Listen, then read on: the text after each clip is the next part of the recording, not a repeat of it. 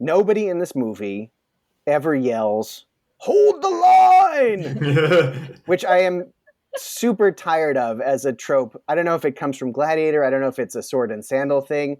Every goddamn movie about the past has to have somebody yelling, "Hold the line."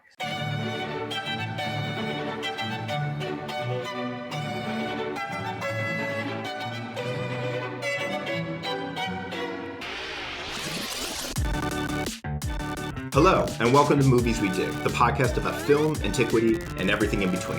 I'm Colin McCormick. And I'm Elijah Fleming. And today we're going to be talking about Troy, Fall of a City. The first time actually a not movie. We're branching out into television.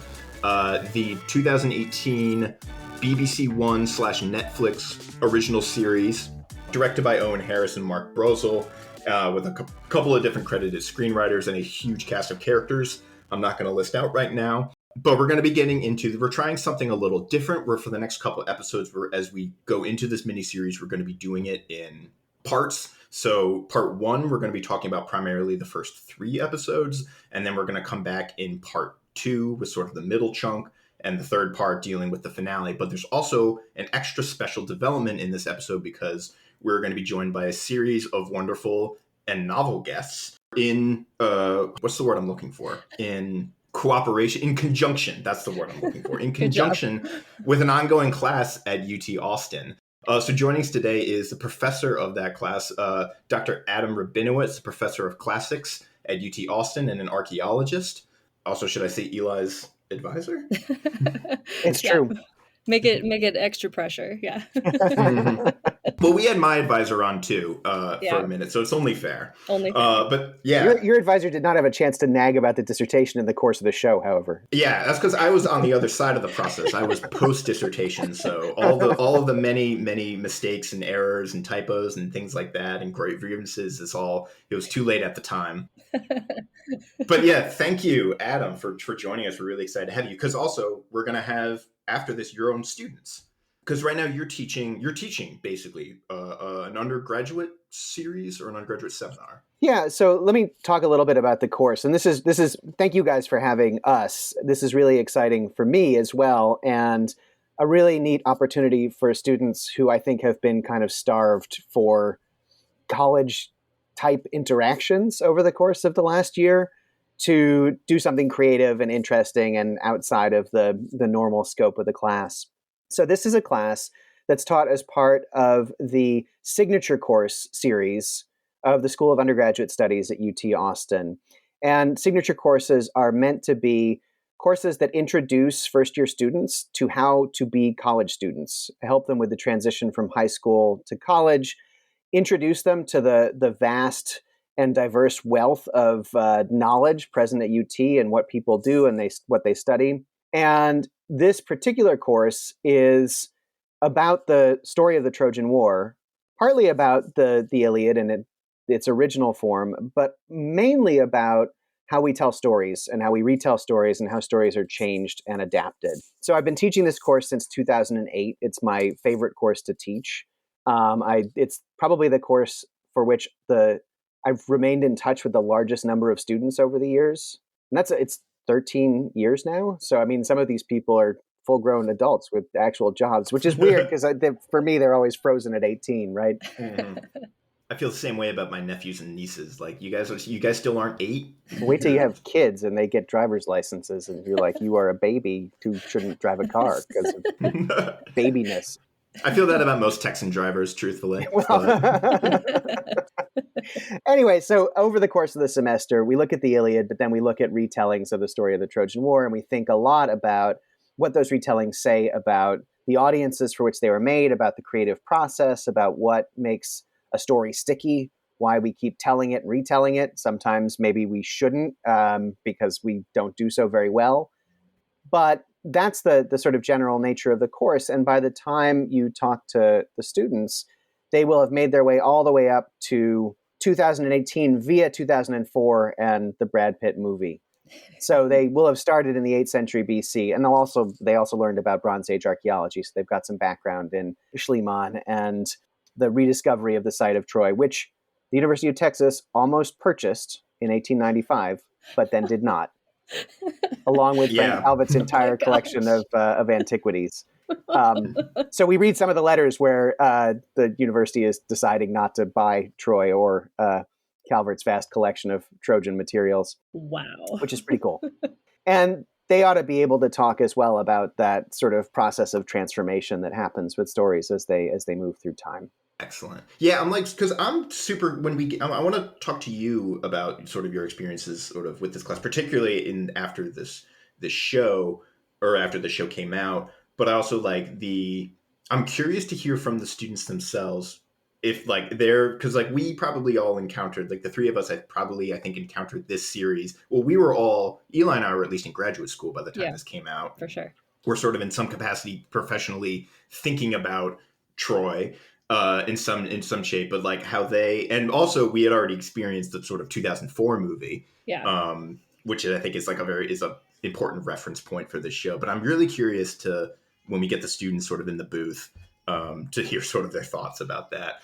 Well, can I say something that blows my mind? Yeah. So I'm teaching this course again in the fall, and by the time we get to the fall, the students that I will have been born the year the 2004 movie came out. Yeah. So like, Which to is them, messed it's like up. It's messed up. it's like a super old. Yeah, it's like an old weird movie. Yeah, that is. I hate that's Oh my that's an gosh. unsettling bit of information. No, I remember like 2 years ago, I taught the Intro to Greek Civ, and I asked my students, it was like, a lecture course of 100 and some of them. I was like, who's seen the movie Troy? So I think I made a joke and like nobody laughed and, about Brad Pitt or something, and like nobody had seen this movie. I was like, Yeah. what are you all doing here? That's Why? like the word. I feel like that we're in our. I'm experiencing that now, where like my pop culture references are starting to fall flat because I realize they're not up to date with like Justin Timberlake's performances on SNL or like him when he guests in the early 2000s or like early 2000s SNL sketches like don't have quite the same sort of like cachet that they used to. But just sort of independent of the class, like when this, if you saw this when it came out, Adam, I wanted to just ask, like, our opening question always is like, do you dig this show, or what was your experience and thoughts either when you first saw it or having revisited it in the recent weeks? So I have to admit that I sometimes use the metaphor of dissection to talk about what happens when you look too closely at a work. You start to lose the forest for the trees, right? You lose that joy that you had in the big picture because you pulled all the pieces apart. And I have to admit that when a new Trojan War story related thing comes out, my first thought is, hey, I wonder if I can use it for my class. And then I am pleased when I discover that, yes, they have done things that will make it useful to discuss in the context of a class on how you tell this story.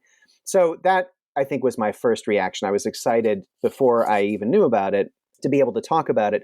And that was partly because before it even was released, there was a controversy about the casting of Achilles with a black actor. And so that was exciting. I watched it. I have to admit, I did not dig it excessively the first time I watched it all the way through. It was very long. There were parts that I thought were irrelevant. I was annoyed by some of the heavy-handedness. Watching it again in the context of this course while thinking about my students' experience, and then watching together, we did some watch parties, and watching it again to talk about it on the podcast, I have decided that there are some more interesting things happening. I don't know that they are very well executed, but I can see more effort than I initially ascribed to the series, which I started out thinking was somewhat lazy. Yeah. Now I feel that it is less lazy and more a problem with execution than concept. Yeah. So that's a long way to say kinda. Yeah, well, that's what most of our reactions kind of boil down to, like, maybe. Like, Yeah. there's things I like, things I didn't like. It's pretty rare. Well, sometimes occasionally we get a movie that we, like, unanimously dig. And lately we've been in the business of just, like, reinventing or, like, trying to rewrite or re-edit these things, which I have thought, that's what I was sort of doing on this review. But what about you, Eli? Yeah, I think kinda is a good way to describe it, because I think upon my rewatch of the first three, I really hated the first episode. I was like, this is kind of boring. And I really liked the second episode. And then the third was like, nah. So I don't know. Yeah, it kind of goes up and down. But I will say that I recently watched for the very first time, this is kind of a tangent, Silence of the Lambs. And Mm-hmm. I have never felt so much tension in a movie. And I've sort of now like think about everything as sort of measuring up to like that level of tension, and I Mm-hmm. feel like there's no tension in this show, and it all kind of goes at the same pace. Like I never feel like kind of concerned or worried, and maybe that's sort of part of the execution that Adam's talking about, possibly. So Yeah. yeah, kinda. Yeah, I think like to that point, that kind of goes hand in hand with which what I was thinking was that I saw this show when it first came out, and I remember the controversy that Adam was describing, which I don't know if we have a whole lot to say from it other than it was just kind of a dumb racist knee jerk reaction from probably smaller portions of the internet than it even seems. Like I'm not Yeah. actually sure like who in reality is upset by Well, this kind no, of I mean, I thing. think there was actually a not insubstantial portion of the British discourse, which had Hmm. already been primed by being angry about people saying that there were black Romans in Britain. Yeah, the Oh Mary yeah. Beard controversy. Exactly. And so I Hmm. think that they, you're right. It was a controversy about being mad that this imaginary character from the past, who I have decided was white, is portrayed by an actor who's not white, and that's not Yeah. fair because Hmm. this imaginary character should be who I imagine this imaginary character to be. But I don't Yeah. think it was. I don't think it was a tiny fraction. I think there was. I mean, sure, the media may have played it up, but my guess is that there were, not Yeah. insubstantial number of people who were miffed about this. Yeah, and to for 2 points of context. So yeah, the casting of David Gyasi as Achilles, and to a lesser extent Hakeem Kai Kazim as Zeus. Although weirdly, those two like were fronted and cited most often, but there's a slew of other non-white actors in this. Hmm.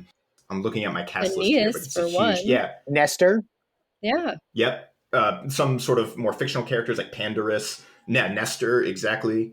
There was a whole slew. But for a little context, so when did the Mary? There was a basically a YouTube video by the History Channel, or was it BBC? I don't remember. Yeah, but one of the two, and it was just like daily life in British and Roman Britain. And they had one of the principal sort of characters in this, like it was like an animation, I think, Yep. was portrayed as black, and people were like, this is historically inaccurate. And then a very famous classicist, Mary Beard, came in and said, actually no, it's perfectly unreasonable, and this was completely a thing. There were people traveling all across the sort of Roman world, so it's completely feasible that there would be not basically a black person in Britain. And then it's this whole controversy that sort of spun out and got it just became like another sort of point in like the ongoing sort of cultural clash. But anyway, so back to the original of kind of my sort of thoughts on this show, independent of that controversy, and kind of to what Eli was saying, is that the show I think suffers a little bit from being sort of very much like a product of its own time, like in that TV landscape where it feels like, in the sort of Game of Thrones is already sort of, I think it was the biggest show ever. And it's this prior to the sort of season 8 fallout. And a show like Vikings was also very, very popular. Like this feels like one of the many imitators of those kinds of shows, like the Marco Polo show, also on Netflix, which I think suffers, from a lot of the same problems. Or The Last Kingdom, which kind of feels like a watered down Vikings, which in and of itself is kind of a watered down Game of Thrones, although I think Vikings found its own sort of voice. But these kind of like, sort of like HBO-esque historical dramas with a large cast of characters. And it feels very sort of, I think like my big critique of the show is that it's actively fine. It's not like bad. I don't hate it, but I also don't love it. And then in a way, like being fine is almost worse for the show because it just kind of becomes forgettable. It just becomes like a drop in the pond among a larger sort of constellation of shows in this TV landscape. But yeah, Eli, you mentioned your sort of distaste of the first episode, and we could just start there and sort of work through, because this show begins. Well, I guess one of the conceits of this show that I would sort of pick at is that this show, I think, well, I don't think it centers sort of Paris and to a lesser extent Helen as its sort of main protagonist, which is I think a choice, and I think Adam was saying is like open to sort of an interesting and novel direction, but doesn't necessarily go there. So can I jump in here? Yeah, please. This is what I realized on sort of watching it again, and I had the same reaction that it was too diffuse. There are too many people. Sometimes you don't know why they're even there. You don't really care about them because you never get them developed. Pandarus sort of looms around, and then he gets mad, and he almost discovers a spy, but then the spy kills it. Sorry, I'm spoiling, but now there's going to be spoilers for the show, listeners. But you don't really care that much, and it's hard to care about most of the characters because when they're not being annoying, they are being extremely laconic. This is a very laconic version of the Iliad. You know, what you've got in the Iliad, people are constantly yelling extensive, several paragraph long boasts and threats at each other. And here, you're lucky if you can squeeze 2 words out of Achilles. But here's the thing. I think that this series is neither about war nor about romantic love, but about family. And if you look at it through the lens of family, some of the choices and some of the diffuseness make a bit more sense.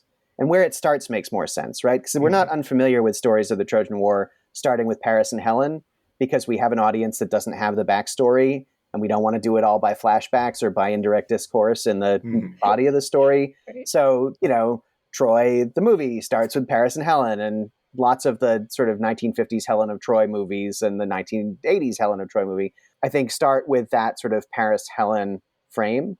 But this one starts with Paris's birth.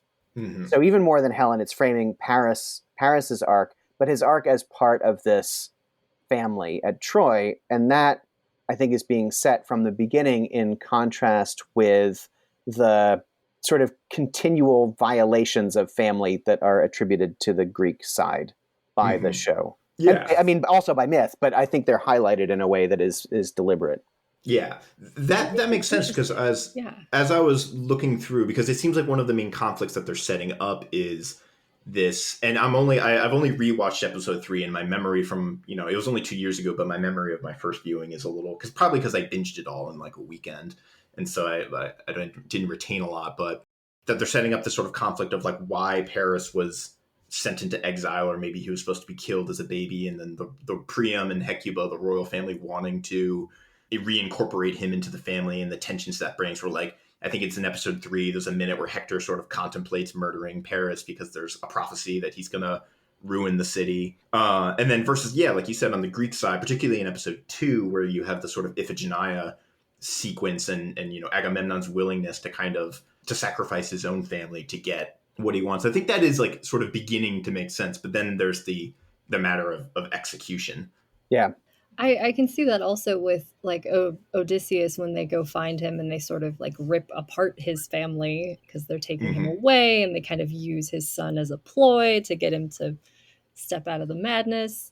So I kind of like seeing that framework because I don't know. I just can't get over how much I hate the main character. It's like if Paris is our main character, I really hate him. He does all of these terrible, awful things. And I feel like there isn't, well, I mean, we're only 3 episodes in, I guess, in this conversation, but there like doesn't seem to be a redemption arc. He's a tricky character, I think, to kind of try to redeem because of just like the parts. I think this show is kind of almost constrained by, there's some elements of the plot that it kind of has to, or not has to, but is sort of confined by. And Paris just does kind of crappy things. Yeah. He's on paper. I mean, the Iliad doesn't think very highly of him. He's constantly getting sort of chewed out by his family or his enemies or whoever. But then the notion of Paris, I had sort of 2 thoughts at the end of the first episode that kind of, one sort of more facetious and one sort of more sort of critical. But the first being, I think the show I think the show does have a casting sort of problem, but it's not the controversy everyone's talking about. I think the show suffers from an overabundance of bearded brunette white men that, to a certain point, speaking to Adam, sort of diffuses, become kind of inscrutable from one another. Like many of them look so similar that I have trouble sort of telling them apart. Except for Odysseus, who belongs in a Lars von Trier movie. Yes. Sort of wanders around beaches looking melancholy. Yes. I was he's the one exception, and to a lesser extent Agamemnon, because he's bald, so he's a little easier to spot. But Odysseus has this very unique Joseph Mall as this very sort of unique sort of face. He's one of the, I think, the casting choices that I really like. I agree. Too tall though. He's taller than everybody. It's not supposed to be. Oh, interesting. But sort of my more, if I were to sort of thinking about the show, and that like all of the characters become sort of they're sort of too thin, and they're sort of too one of the credits to Game of Thrones, which does this over I think a much longer period of time, which makes it easier, that it sort of is able to balance so many compelling characters that people get really invested in and have such a large ensemble cast. Is I think the show should have done a little bit more of like switching perspectives and switching foci, and having episodes that are primarily dominated by, and they kind of do this a little bit, but I think not enough, primarily dominated by maybe a single character, and we can experience their backstory and things through their eyes. And I think the first episode shouldn't have been, this is my own hot take, but I think the first episode shouldn't have been about Paris. It should have been about Helen. And it should have been, because like they're setting up what I think is a very interesting sort of conflict of Helen, who feels trapped and confined by royalty in her whole life, where she's married off at a very young age and is sort of in this trapped, loveless marriage and is confined by sort of duty and obligation. And then in comes Paris, this sort of smooth talking pretty boy shepherd who sort of offers her the thing that she wants, like i.e. a way out and maybe to live free, because he has had this experience growing up as sort of a shepherd and outside of those kinds of constraints, which would make more sense for her to go, why she would go off with him and why she would be so enticed, and then leaves room for her maybe to be like, oh, maybe have room for like regret or second thought, because that way, if Paris isn't our sort of protagonist in the way I think the first episode makes him out to be, I think there's more room to be less enthused by Paris, and we can sort of empathize more with Helen, and we don't feel like we need to empathize more with Paris, which I just sort of feel resentful about. Like, I don't want to empathize with Paris. He just does. There's a whole sequence where Paris does a series of things that just confound me, where like he has the judgment of the judgment of Paris, where he awards the apple, which is already kind of, maybe this is a thing that happens in the myth, but it's kind of a questionable decision on his part.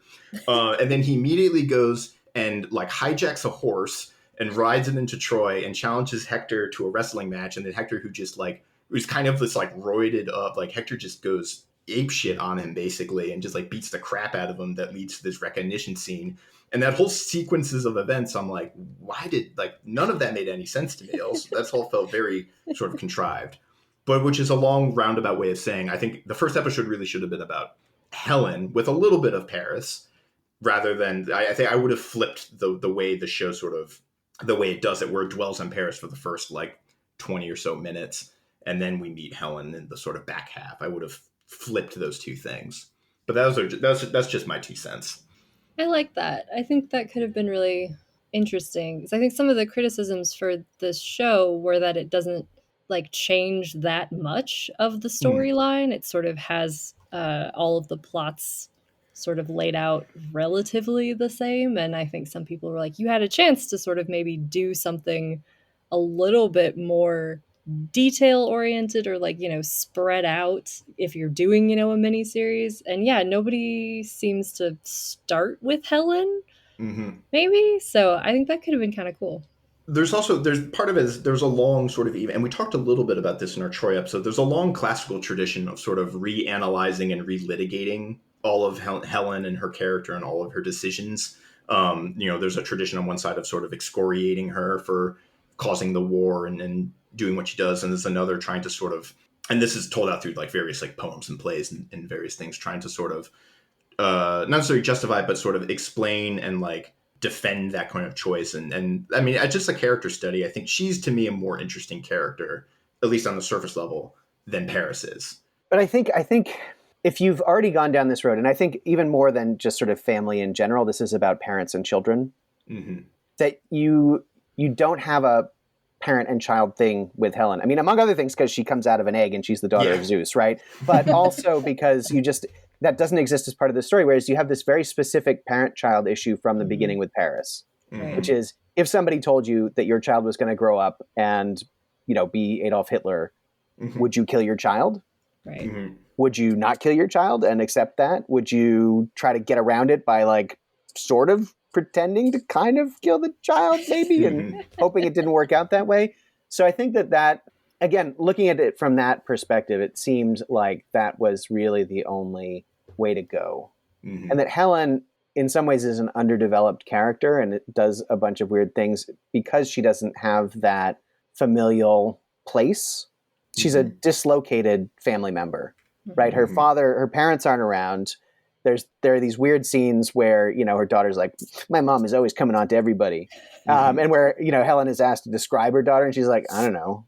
Like, she's like your dad. We never really got along, you know? Yeah. And so I think that isolates her in a story that is largely about family, but it's meant, I think, to serve as that counterpoint. Yeah, because she has a whole conversation with Andromache, who there's a subplot where Andromache is trying to conceive, but that in that process she kind of discovers this whole controversy or the prophecy about Paris. But they have this sort of conversation about sort of like motherhood, and Helen's is kind of like, that's never really been for me, and Andromache is like taken aback by this. But then I guess like then comes to whereas like the show's almost it becomes constrained by, you know, if family is the sort of central thematic crux, it strays sort of so close to kind of a lot of the original story that like it can't really redeem Paris or make him as compelling of a character. Partially, I think, because like there's just many scenes where like he really has like a stick up his butt, like where he throws a tantrum at dinner in front of Hermione. And again, I think like some decisions that are made are just sort of confounding. Like when Priam just decides to send Paris off alone on this very important mission, who so far Paris has been nothing but like a party boy. Yeah. I think my favorite line is like, so how did you two get together? He's like asking Menelaus and Helen. Like, and I'm like, I think I said out loud, I'm going to go with arranged marriage. If I had to guess, that's kind of how all these people met. Can I give you another interesting Helen thing? Yes, please. And stop me if I'm just going off on random tangents. But this is the podcast for random tangents. The whole thing was one of those, again, on second or third viewing, one of those attempts where you're like, I wish that they had actually made this work, because there are some interesting things here, and I doubt that anybody actually caught any of them. So you didn't sell the story. But Helen is also set up as a proxy for a kind of Maria Gimbutas style conflict between an old matriarchy and a new Indo-European mean stabby patriarchy. So the thing about Helen, and this is something that I didn't really think about until the second time around.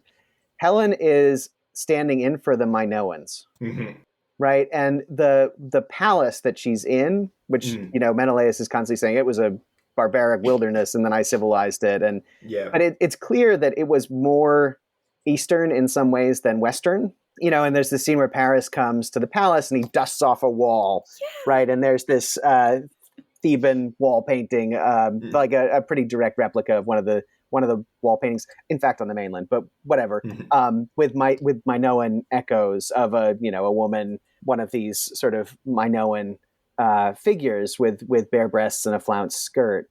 And he's sort of like, this has somehow been covered over by time. It's like got like chalk or white paint over it or something. Yeah. And so he brushes it off, and like you read it as, oh, this is referring to the presence of Helen, but it's also this palimpsest, right? Something has been erased. And then there's this really weird scene, which has my favorite animal cameo. The ostrich. Sorry.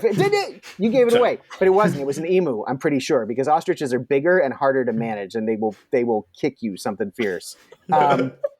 But all Troy remakes, all stories that remake the Trojan War in film should have some kind of weird animal cameo, like an emu, for example. But anyway, so Paris sneaks out. He can't sleep, and so he sneaks out to go see what Helen is up to. And she's in this sort of space full of silks, and Paris is sort of peeping through the side, and this emu sort of wanders up behind him and does an emu thing and wanders off again.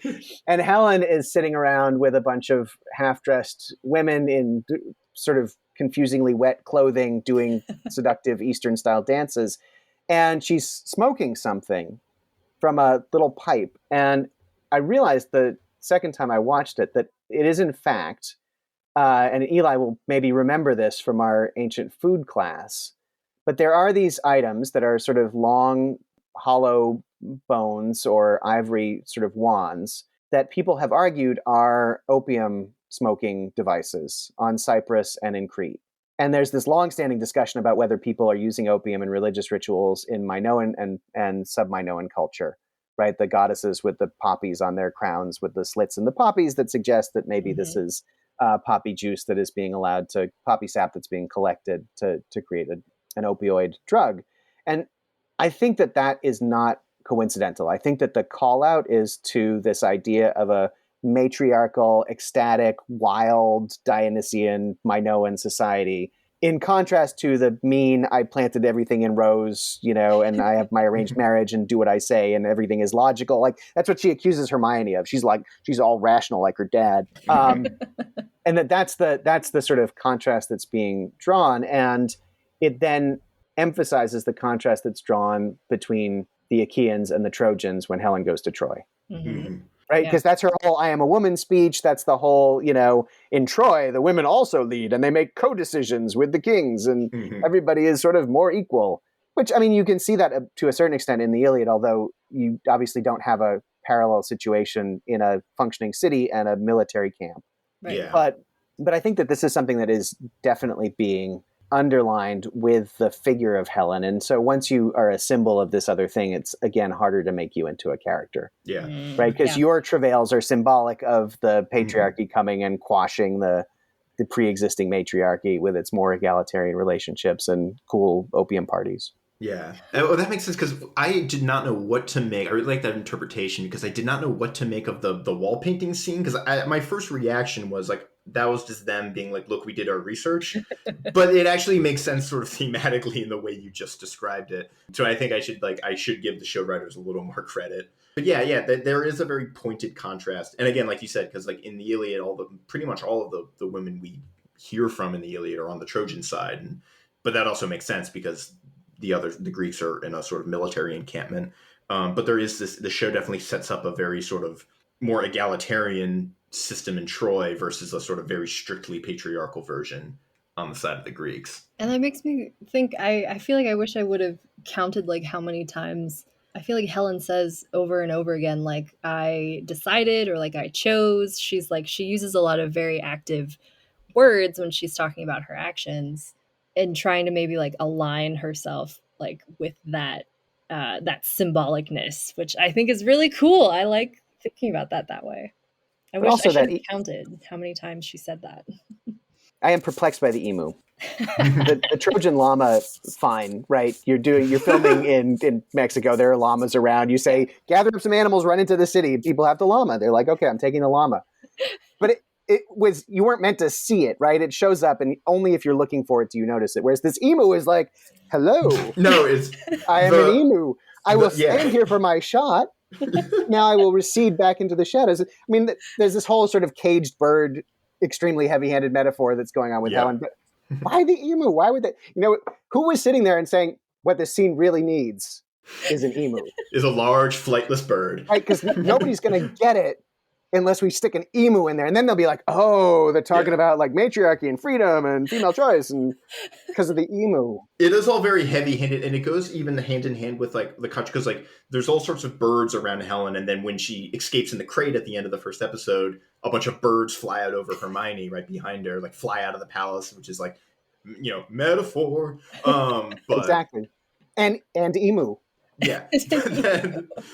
But like it's also reflected in her sort of wardrobe, where she, when she's in the palace, she's in like she's in this like feather outfit. And I was making notes when she arrives, I think in the second episode, she arrives and she's wearing like a purely seashell outfit, basically, or it's like it's a necklace comprised of no less than 1 trillion seashells. And then later she's wearing this other weird outfit that's like ropes. Yeah, it's a little rope. It looks like string. It was like it looked like one of those dogs that has the dreadlocks. Yeah. That's what I was reminded of. Well, that was for the scene where she's coming into the negotiation, right? So that's like more of her cagedness in response to that possibility of which direction those negotiations go. Because then when she gives out grain, she's dressed in just like a normal dress. She's, yeah, it's so interesting. Go back and look at all of her dresses. Also, the chest, Mino and Larnax. Oh, really? Yeah. It's the Iatriata sarcophagus in a sort of a somewhat bastardized form if you look at it closely. It's awesome. So I mentioned sort of we've been talking about Helen and Paris a little bit, but I was going to switch it even to episode 2 and talk about what I think sort of was kind of, and I think should have been more so, the main character of episode 2, which is Odysseus, because I think we begin with him. We begin with the famous story of him trying to get out of the war by plowing his fields with salt or whatever. And then whoever it is in the show, I think, is Diomedes, who's just another one of these sort of nameless, faceless, bearded dudes. Yeah, in the myth, it's Palamedes. And this is why Odysseus hates Palamedes in the late antique and medieval tradition, where Odysseus arranges to have Palamedes murdered, which is partially why Dante is mad at Odysseus and meets him in the Inferno. Because Palamedes is the wise counselor who could have been better than Agamemnon, but Odysseus and Diomedes gang up to have him killed because he's always being all oh, I know better than you. They took the Medes and then they were just there's a Medes guy in there. Let's make it Diomedes. Palamedes is going to be confusing. People remember Diomedes. Yeah. And I think he's kind of one of the more interesting, because I think to the family thing, he is another sort of great sort of, if we were going to have an episode that was really just sort of about him, the family dilemma, because then, so we have the, him leaving Penelope, and for some reason he has 2 children. There's 2 Telemachuses. Yes, and one of them is a 9-year-old. Yeah, that was one of those I don't know. It was one of those things this show seems so they careful and thoughtful, and that was a thing that bugged me unreasonably, because there's the whole thing in the Odyssey where I think it's Telemachus, Odysseus' son, is I am an only child of an only child of an only child. That's part of the big thematic import of the Odyssey is Odysseus being away from his only son for so long, and Telemachus growing up sort of alone, basically, with the exception of his mother Penelope. So I was why did they even have all you needed was to have one toddler, and then you could have the toddler be the Adam shaking his hand. I did shake my finger, because you need a baby to lie in front of the plow. Yeah. Otherwise, that doesn't work, because a toddler would get out of the way, right? Anything older than a toddler. So you need a baby there, but you can't tell a baby, you're the man of the house now. Yep. Right? You can't have this stereotyped dad-son thing where you're I am asking you to take on my mantle, but I'll come back. Don't forget. Because a baby, what is it going to do? Right. Yeah. Exactly. Well, but my writer is you just need a different speech, or something like that. Just change that speech. Because I think, Telemachus should be an infant or something. If I don't quite remember the he is. No, I mean, the whole plow thing is a real part of the later tradition, and he's a baby. Yeah. Which also, made me... I get why they didn't put this in, but my favorite, although there's all these stories of how different heroes sort of have to get corralled into going to Troy, but my favorite is the one where they get Achilles, who's hiding out in basically a convent, essentially. He's hanging out with on this island of all women, I think at a temple or something. Skiros, I think it is. He's in a palace. He's dressed as one of the daughters of Lycomedes, the king of Skyros. Yes. And they go, and there's a couple different versions where I think it's Odysseus, and they try to get Achilles out either by pretending to attack the town, and Achilles comes out to fight, or the other one where I think they just throw a bunch of weapons on the ground, and Achilles just loves weapons so much he reveals himself. They bring presents for the daughters, right? And among the presents happens to be a shield and a spear. And then Odysseus has one of the guys stand outside and blow the alarm signal that we're being attacked, and Achilles leaps and grabs the spear and shield, and that was it. I think there's a great, it's some Renaissance painting, but there's a great painting of Achilles, and he's kind of eyes bugging out as he's diving for the pile of weapons. But I get why they didn't put that scene in here. But yeah, we have this episode 2 is kind of the Odysseus episode, sort of, but then it becomes basically a version of Iphigenia to Aulis, or that story, which there's a Euripides play, but the broader story where Agamemnon has to sacrifice his daughter in order to get the winds to change so he can go to Troy. And that's when we're introduced to most of the sort of Greek ensemble, I think, outside of, we've met Menelaus already. Yeah, this was my favorite episode, I think, of the first 3. Maybe just because of all of the action that was kind of packed into here. I sort of felt a lot of stuff happened. We got to do a lot of things. And also I think the sacrifice of Iphigenia was really interesting to actually put on screen. It was I don't know, fun creative choice maybe. I don't want to say fun because they kill a small child, but Mhm. I feel like that hasn't really been depicted before, and that was unless it has, Adam. Oh, no, no, no. I'm sorry. I keep making hand gestures. Just ignore me and finish talking. And then I No, will say the thing that I was going to say. I have never seen that depicted before, and I think it was it was a really good choice to put that in there, to have that there. So I don't know if this is credited, because I never watched the sort of end of show credits very much, and I haven't Mhm. looked up interviews with the people who produced it or the writers or anybody. But I am convinced that the first few episodes, especially the first and second episodes, are basically cribbed from Eric Schanauer's Age of Bronze graphic novels of the Trojan War story. Which have all of those pieces more or less in exactly that order with more or less exactly those dynamics. And yeah, I mean, he's taking them from various other later sources, from Apollonius and from Dictys and Dares and from whoever. But the way that it is staged and the way that the characters interact, very, very much the same. That would make sense to me. So it's one of the things where I'm like, you know, I get it, but you could at least like credit it for inspiring Yeah. the way you're telling the story. Well, I thought of two things which I think sort of like corroborate that theory, because so one, that seems like a normal thing to do, is rather than hunt down every various source, you just find someone that's already done it for And you. storyboarded it, right? It's a graphic Yeah. novel, so Exactly. Yeah. And the 2014 Hercules with Dwayne The Rock Johnson is also based on a graphic novel that largely goes unmentioned. It's like Hercules and the Thracian Wars or something like that, but it's definitely it's very closely aligned. And then in interviews, I tracked down a few sort of interviews and sort of show notes and things, and they mentioned like, because the Iliad part hasn't really happened yet. We're outside of the Iliad at this point, and they mention like different sources, like they kind of like saying not just ancient ones, but like also like Chaucer and Shakespeare or something. And I was reading an interview with Derek Wax, who's one of the producers, and he just by name he mentioned I think Apollodorus and Aeschylus. Like there's lots of things going on there, but it seems they put up this I think appearance, like I think in interviews and sort of public appearance they talk about that they're sort of trying to draw from the full pot. But then that sort of jumped to me because I was thinking as I watched this episode about the Iphigenia et Aulis play, where there's a very important difference between the way things happen in this episode and the way things happen in that play, and that Achilles is very, very actively involved in that story, because he basically finds out what's going on and that he's being used as like a prop, and he gets incredibly upset about this whole thing, understandably so.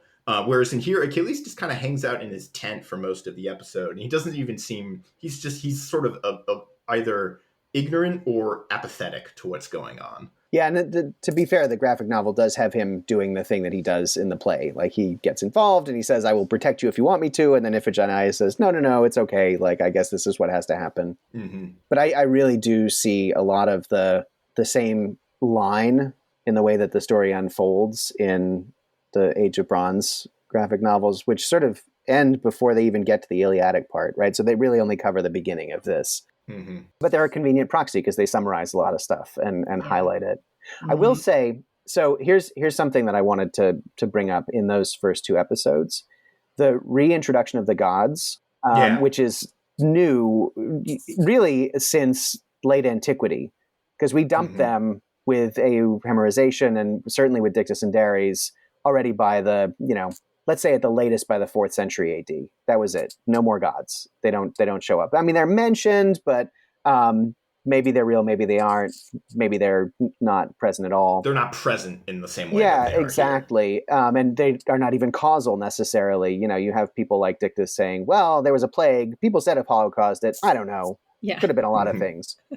So the reintroduction of the gods in this somewhat off-putting and confusing way, where they say cryptic things, and you don't really know what they want or what they think is happening, and so Paris starts to choose, and Zeus is like, let him choose. What does that mean?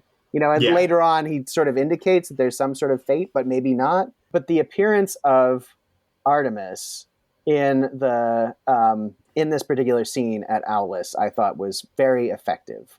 Because the priest is just doing a ritual and he's praying, and then all of a sudden he looks over and he looks shocked, and there's a cut, and there's this god. I mean, you can tell because of the gods are all sort of dressed in fairly raggedy fashion, and also stare very intensely, and she's staring at him with a somewhat unreadable expression that seems to be either grief or anger or something in that range. And they do, I think, quite a good job of having people show up, having the gods show up in a way that is never quite clear whether they're visible to anybody except for one person, or even maybe that person. But you can see them, but they are also not there. And they're doing something, but you don't know what it is that they're doing, right? So they're not fighting exactly. They're not throwing things. They're not touching anybody exactly, but they're looking and talking. And I thought that was an interesting choice. I enjoyed seeing them try to work that back in a way that might seem less confusing and off-putting to a modern audience. Right, there was not the sort of comical Xena warrior princess. The gods are a bunch of Homeric buffoons who just act like people all the time, and also not the Homeric. The gods are also a bunch of incompetent people who act like people all the time, but not puffs of wind in the distance or something that somebody said, the voice of the gods, and it was some natural phenomenon that you are led to believe could have been the gods or maybe not. Right, Brad Pitt and the Thetis figure who like. Is she a goddess? She has a very shiny shell. Yeah. I don't know. She's aloof and mystical.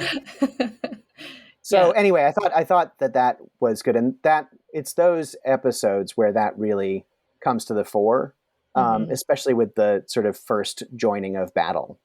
Yeah. Where you have the gods calling out blessings upon individual people on both sides.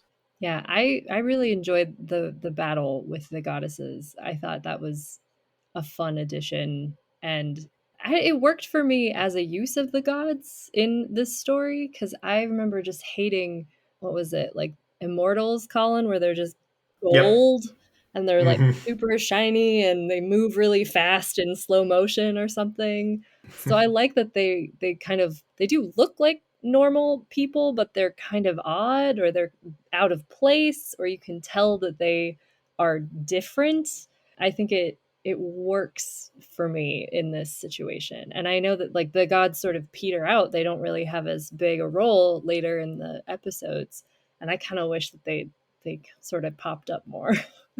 Yeah. It's like, it's almost like this kind of, I'm trying to word there's like a metaphor for it, but it kind of like falls on it's like trying to do a balancing act, and I think it sort of falls on itself a little bit, because like Adam said, like I think a lot of the gods are sort of like weird and off-putting because they say all these things that sound important and meaningful, but they kind of don't make any sense, partially because we don't have like the sort of like the Olympic context of the whole thing. Like we don't know what's going on behind their scenes. Part of it is also why does Zeus try to make out with Aphrodite almost? Like what is up with that? What? There's like, yeah, we I mean, I think for budget reasons, we don't see Olympus. They only appear sort of on the mortal plane in more or less mortal guise. Like, I think if we had a little bit just more of like the scene with Artemis, or the scene where I think like Paris is looking at the beach and you see sort of Aphrodite walking, like, almost in like a more surrealist sort of way, because like I think it goes just like a little too far in one direction, trying to sort of like ascribe sort of, or like talk about the gods' causality in all this, but then it also still kind of adheres to that kind of more or less euhemeristic historicization of events, like in the 2004 version. And then the gods just sort of the gods just become this kind of huge question mark that was like, what was, I won't say anything because I don't remember exactly what they do in the later episodes, or if they do anything. Well, there's this. We'll save that for the time. Yeah, you can leave it for then. But there's this weird moment where Aphrodite intervenes very directly in a way that is not true. And I mean, the gods do that sometimes. They trick you. Athena tricks Hector into standing to fight Achilles, but it is confusing, and you're not really sure what they're up to, and you never learn what they're up to. Which, I mean, maybe this is the point.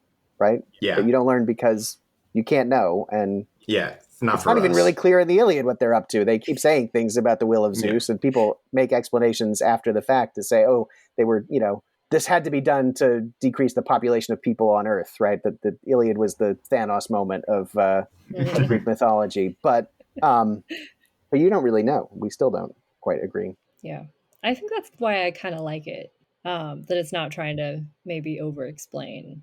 I don't know. I would. But I think it still kind of over explains. I think that's maybe Yeah, like maybe they didn't commit to the surrealism versus the full causality. Yeah, because they have a whole there's a whole conversation where they sort of it's I think Hera sort of talking about Zeus's sort of impartiality or his sort of neutrality in the whole event. Yeah. And in a way that like people over the Iliad or whatever have like a little more context, but to a sort of I think just blanket viewer it just sort of seems like I don't know. It sort of seems a little nonsensical. So I will say two things, very minor things, but things that I thought were interesting. So one of them is I cannot support this with evidence, but I have a very strong feeling that the first encounter with Agamemnon at the funeral of Atreus, I guess, on Crete, where Menelaus goes and finds him, and Agamemnon has his head draped and he's sitting with his head resting on his chin resting on his fist, that this is meant to be a visual echo of the mourning Agamemnon in the Pompeian fresco, the famous Pompeian fresco, which is about Iphigenia at Aulis, right, where Agamemnon has turned away, his head is draped, and he's sitting with his chin on his fist. I love which that. would be cool, both because, you know, there's a nice reference and because there is a sort of a foreshadowing implicit there. It's such a esoteric such an esoteric reference that I doubt that it was intended, because who would get it except for like me and 6 other people who both knew those things and were watching this, this ridiculous show. But I thought it was cool. And the other thing that I will say as an appreciation, which is a legitimate appreciation in that this is something that I think was done deliberately. I can't argue for the Agamemnon sort of image. Nobody in this movie ever yells, "Hold the line!" which I am super tired of as a trope. I don't know if it comes from Gladiator. I don't know if it's a sword and sandal thing. Every goddamn movie about the past has to have somebody yelling, "Hold the line." Vikings, hold the line. Anglo-Saxons, hold the line. Pompeii, that movie that you guys reviewed, that even had a hold the line moment. It did. That's our intro. That's our intro right there. You just provided us. It was just there. Hold the line. So they did not. Is it like a Henry line. V thing? I don't know.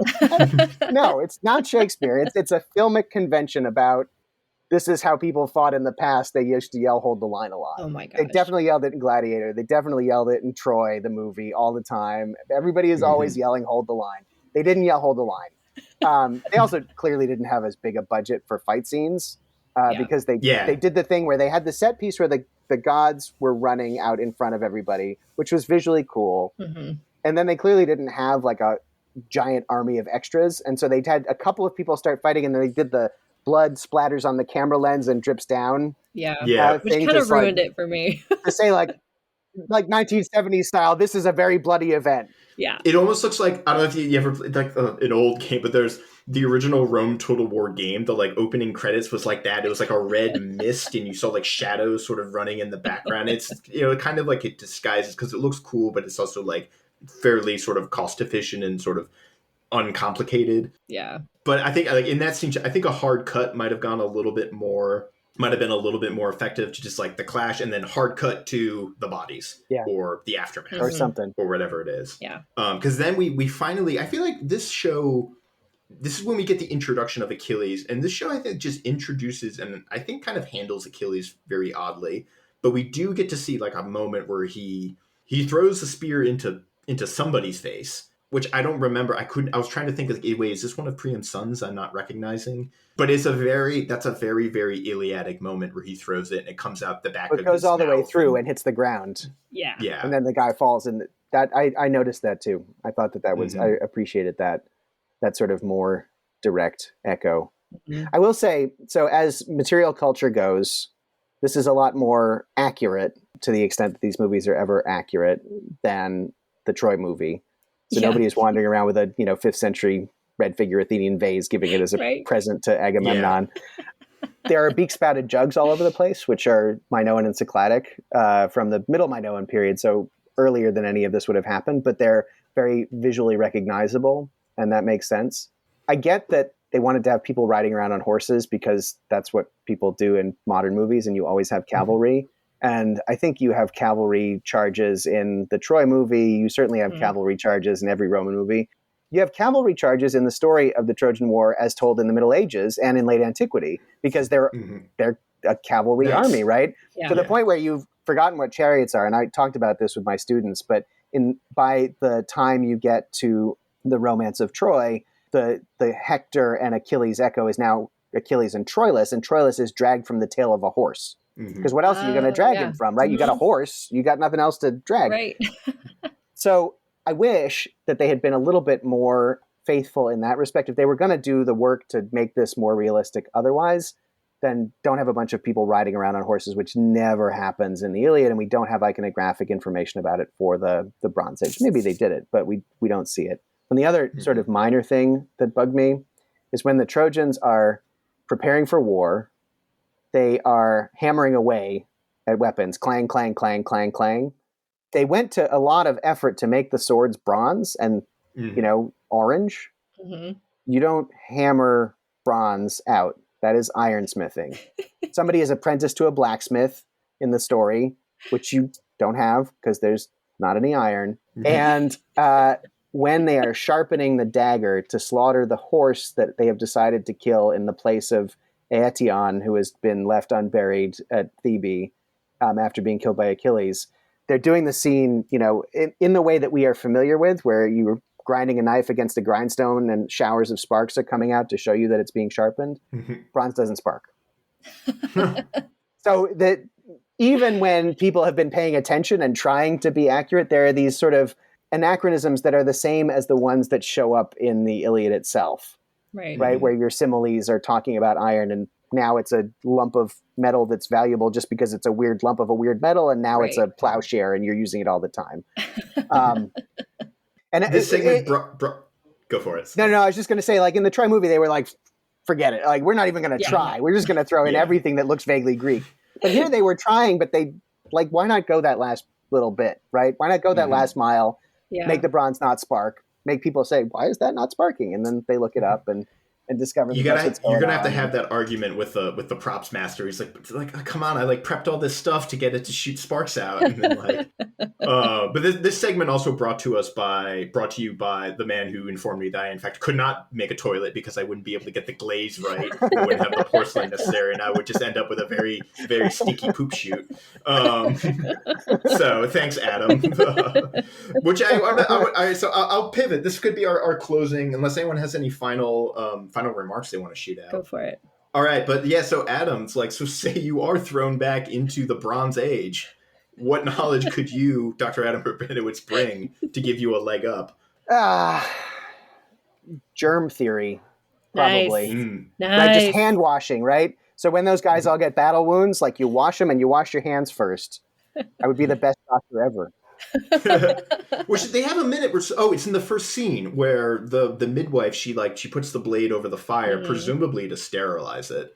Whether that's a thing they might have done, I have no idea. Well, they might have heated stuff to cauterize, right? So not sterilization, but cauterization, where that if you apply it, it'll stop the bleeding. Right. If you don't have any other way to stop the bleeding, so that I can imagine.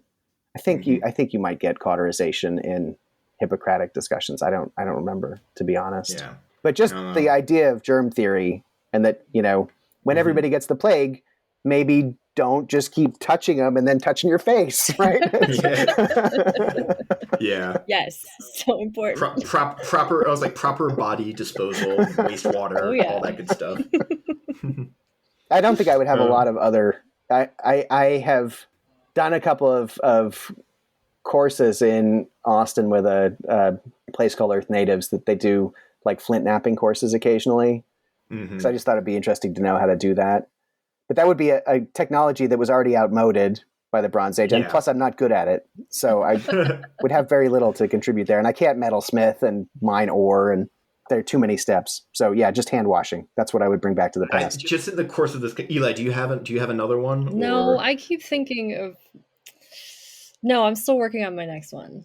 Yeah, I this is a tough one because I think Colin, am not a very accomplished rider or horse person ever, but stirrups is a thing I could definitely invent. There you go.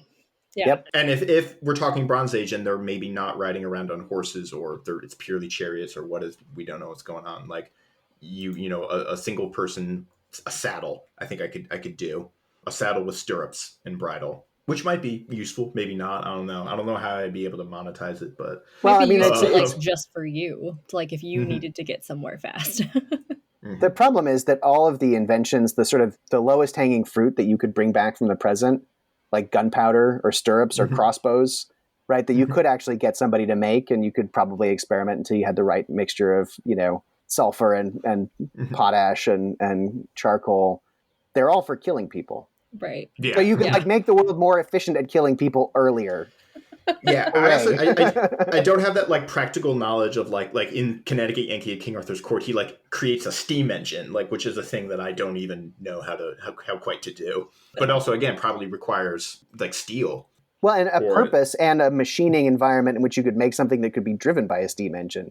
Right. Yeah. Right. Because Archimedes makes a steam engine too, and it's just a curiosity with a thing that spins around and around. Like it doesn't go anywhere, right? If you don't have a use for it. Yeah. If I were like the primitive technologies guy, I could ironsmithing. We could get the jump on. Then you could get like an iron plow or something. But alrighty. So yeah. Unless do you have any closing thoughts we should end on, or you want to get out there before we close up shop? No, I mean I'm very excited to see what the students have to say about this, especially after they've seen the movie, right? Because again, this can't help but bounce off the movie as well. Yeah. Both by making deliberate choices to differ and by ending up doing some of the same stuff. Yep. Yeah. All right. Well, fantastic. Thank you so much, Adam, for joining us. I had a really great time. Yeah, this was awesome. Thank you. I enjoyed it too. This was great. Excellent. Well, as always, to all of our guests, it's a standing invitation. So if you ever get the hankering to come back on the show, or something jumps to you, our door is always open.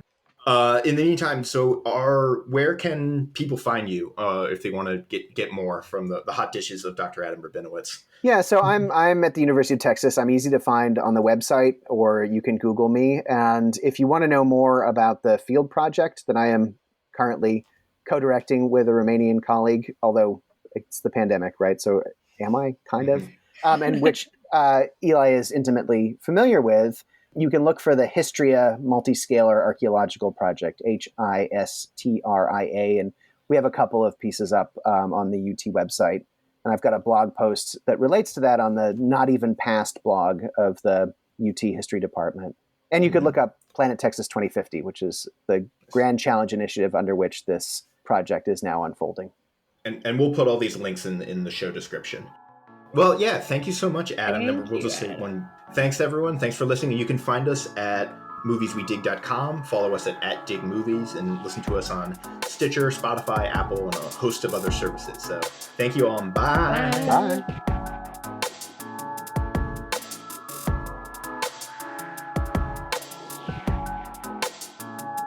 Eli, was there a quote you wanted to jump in with? I only wrote down silly quotes.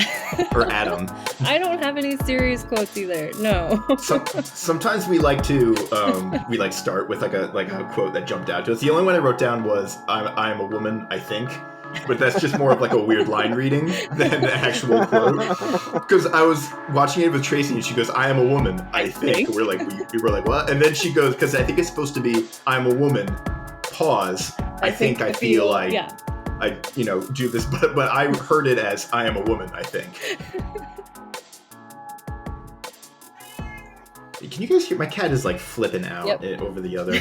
Okay, I'm gonna give me 1 second and I'll say my thing. What do you? I shut this door so you wouldn't bother me.